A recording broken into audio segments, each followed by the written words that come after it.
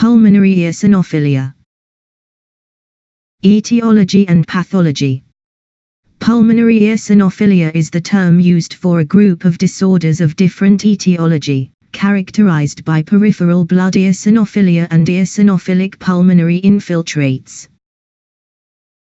The causes of pulmonary eosinophilia include allergic bronchopulmonary aspergillosis, drug-induced pulmonary eosinophilia, tropical pulmonary eosinophilia, Loffeler's syndrome, Churg-Strauss syndrome, hypereosinophilic syndrome, eosinophilic pneumonia.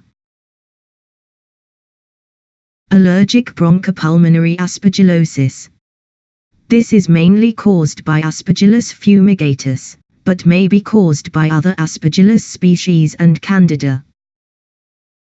Inhaled spores are deposited in secretions and then proliferate, resulting in mucus plugging of the airways. There is production of IgE and IgG antibodies and eosinophilic infiltration of the lungs. Proximal bronchiectasis occurs as the result of a local immune reaction. Drug-induced pulmonary eosinophilia. Various drugs can cause pulmonary infiltrates, eosinophilia, fever and pulmonary symptoms such as wheeze and cough. Aspirin, methotrexate, sulfonamides, captopril, naproxen, tetracycline, carbamazepine, nitrofurantoin, tolazomide, chlorpropamide, penicillamine, bleomycin, chlorpromazine, penicillin, gold, imipramine, phenytoin, sulfasalazine. Tropical pulmonary eosinophilia.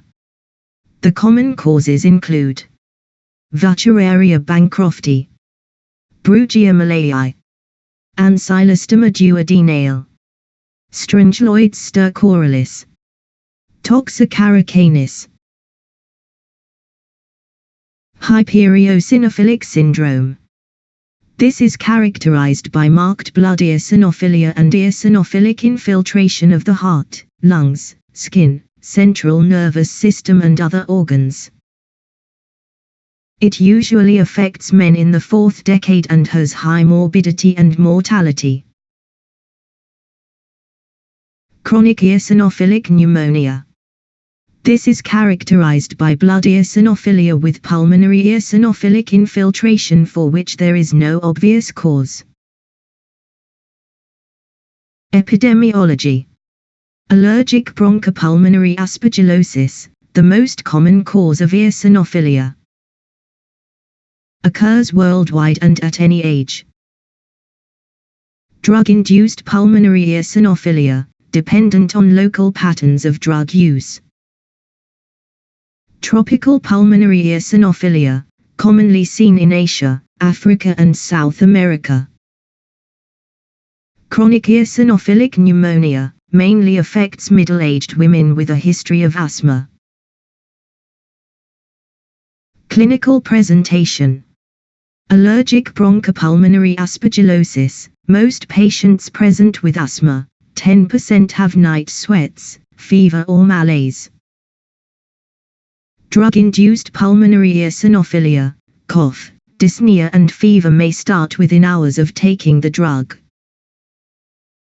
Tropical pulmonary eosinophilia. Most patients are young adults and present with cough, mainly nocturnal. Breathlessness, chest pain, fever, weight loss and anorexia may occur. If untreated, symptoms may persist or remit spontaneously and recur later. Hypereosinophilic syndrome. Patients present with fever, anorexia and weight loss along with symptoms secondary to the organ affected. In 60% of cases the heart is affected with arrhythmias and heart failure. In 50% of cases the lungs are involved and the patient complains of cough. Chronic eosinophilic pneumonia. Patients present with cough, dyspnea, fever and weight loss. Physical signs. Allergic bronchopulmonary aspergillosis. There may be signs of consolidation or simply wheeze. Drug-induced pulmonary eosinophilia, wheeze and respiratory distress. Tropical pulmonary eosinophilia, wheeze. Hypereosinophilic syndrome, signs of mitral and tricuspid valve incompetence. Pulmonary consolidation and pleural effusions can occur. Investigations. Allergic bronchopulmonary aspergillosis. Blood eosinophilia is moderate, 0.52.0*109/L. All patients show positive immediate skin prick test to a fumigatus. IgG precipitating antibodies to a fumigatus are found in over 90% of patients. Total serum IgG is elevated during acute episodes, and serum IgG can be used to monitor treatment. A CXR may show segmental or lobar collapse, or bronchiectasis. In the acute phase, transient pulmonary infiltrates may be seen. Drug-induced pulmonary eosinophilia. A CXR may show transient pulmonary infiltrates. Tropical pulmonary eosinophilia. Blood eosinophilia is high, 56109/L. IgG is markedly elevated. Antifilarial antibodies are present in high titer. A CXR may be normal, but more typically it will show diffuse mottling with lesions 1-3 mm in diameter. Chronic eosinophilic pneumonia.